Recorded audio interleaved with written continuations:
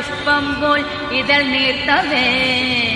മൂലശ്രുതിയിൽ ഓംകാരധ്വനിയെങ്ങും മുഴങ്ങവേ